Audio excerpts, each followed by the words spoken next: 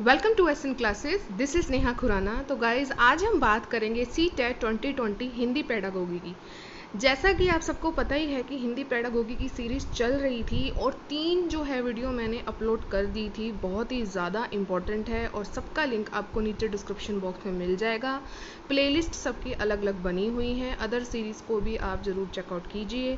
और आज की जो हमारी क्लास होगी, क्लास 4 जो होगी, शिक्षण अधिगम में सहायक सामग्री। गाइज, इससे भी कुछ ना कुछ क्वेश्चंस जो हैं हर बार सीटेट में आते ही आते हैं, तो इसके बारे में भी आपको पूरी जानकारी होनी चाहिए। वीडियो ज़रा सा भी हेल्पफुल लगे आपको, आप इसके लिए क्या करेंगे, आप ज़्यादा से ज़्यादा शेयर और लाइक ज़रूर कीजिएगा। अगर आपको अच्छा लगे ज़्यादा तो तभी आप सब्सक्राइब कीजिएगा। तो चलिए आज की वीडियो हम अपनी शुरू करते हैं। गाइज, शिक्षण अधिगम में सहायक सामग्री की किस प्रकार हम शिक्षण पढ़ाते वक्त जो सहायक सामग्री हैं उनका प्रयोग करके अधिगम को हम सुगम बना सकते हैं। ठीक है, तो किस प्रकार जो सहायक सामग्रियां होती हैं वो शिक्षण अधिगम में सहायक के रूप में प्रयोग की जाती है अध्यापक के द्वारा। तो इस पूरी वीडियो में आपको जो है सहायक सामग्रियों के बारे में आपको पूरी जानकारी मिलेगी। सबसे पहले तो जो शिक्षकों द्वारा छात्रों को समझाने के लिए 2 प्रकार की सहायक सामग्री का जो है प्रयोग किया जाता है, ये आपको ध्यान रखना है कि 2 प्रकार की किया जाता है।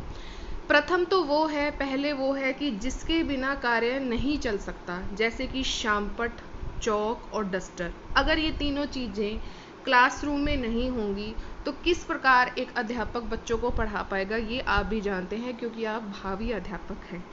सेकंड जो है कि दूसरे प्रकार की सामग्री होती है जिसका उपयोग अध्यापकों द्वारा छात्रों के स्तर और परिस्थितियों को देखते हुए किया जाता है कि किस प्रकार का बच्चों का स्तर है और उसके अनुसार उनको पढ़ाना है और कक्षा में हम किस प्रकार की परिस्थितियों को उत्पन्न करके बच्चों को पढ़ा सकते हैं।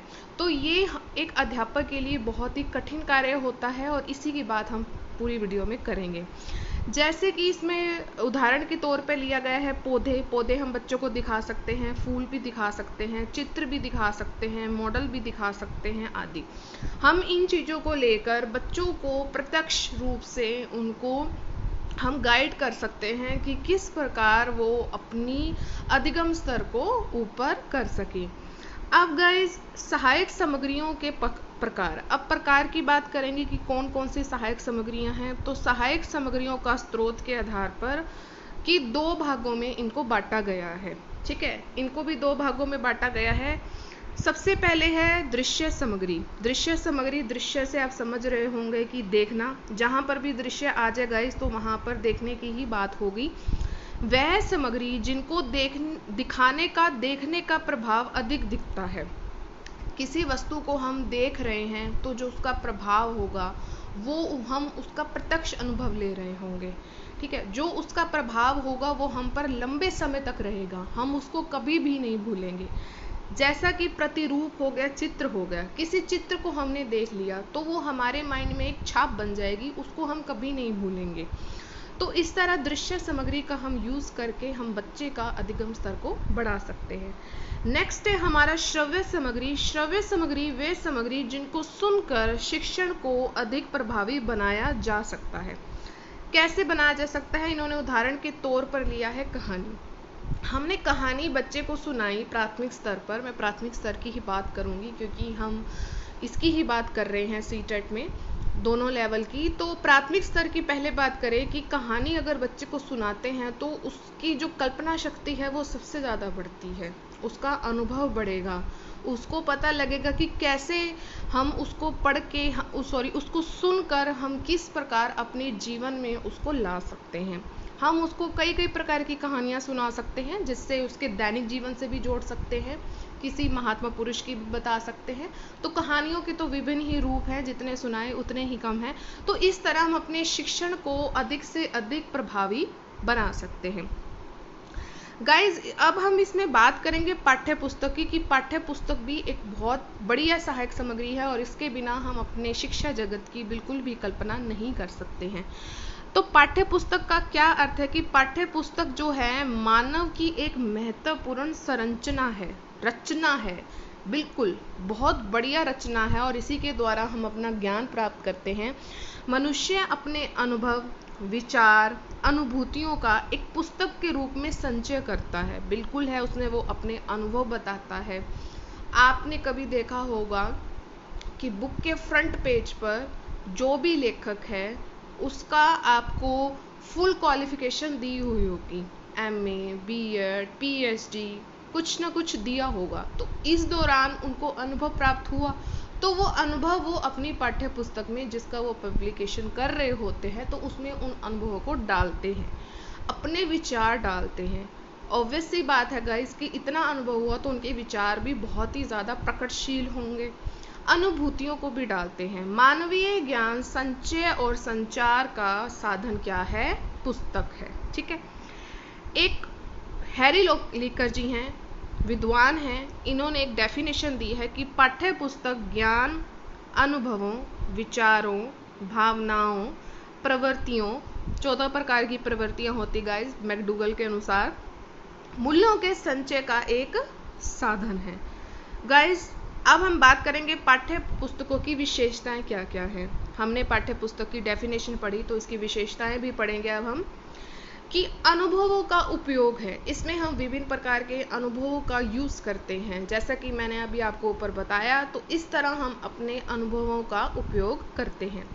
समय की बचत होती है और मितव्ययिता होती है। बिल्कुल है, अगर हमारे सामने पूरा कंटेंट पड़ा है तो हमारे समय की बचत होगी, ना कि बच्चे को हम ये कहेंगे जाकर आप आविष्कार करो। आविष्कार करने में तो बहुत ज़्यादा टाइम लग जाएगा। एक पाठ्य पुस्तक में ही आपको संपूर्ण ज्ञान मिल जाता है, तो इसमें समय की बचत होती है।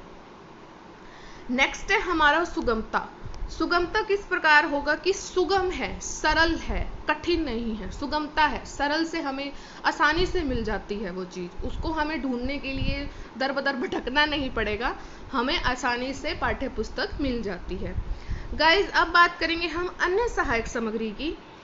अन्य सहायक सामग्रियों में हमने किसको शामिल किया है? चलचित्र को किया है, सिनेमा को किया है। जैसे कि हम बच्चे को कोई अच्छी सी कहानी दिखाना चाहते हैं, किसी महापुरुष की कहानी बताना चाहते हैं, तो मैं आपको अगर एग्जांपल दूं तो आई एम कलाम, अगर हमने अब्दुल कलाम जी के बारे में बताना है तो हम बच्चे को वो मूवी दिखा सकते हैं। उसके द्वारा हम उसे बता सकते हैं कि हमारे भारत के राष्ट्रपति कैसे थे अब्दुल कलाम जी, तो उसके बारे में हम बच्चे को बता सकते हैं। तो वो सिर्फ पॉसिबल होगा चलचित्र और सिनेमा के ही द्वारा।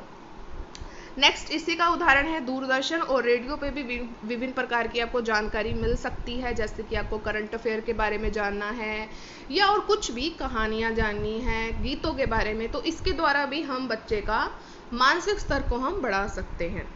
अब बात करेंगे हम गाइस कक्षा के बहुआयामी स्रोत की। बहुआयामी स्रोत, बहुत आयामी स्रोत यानी कि बहुत ज़्यादा स्रोत।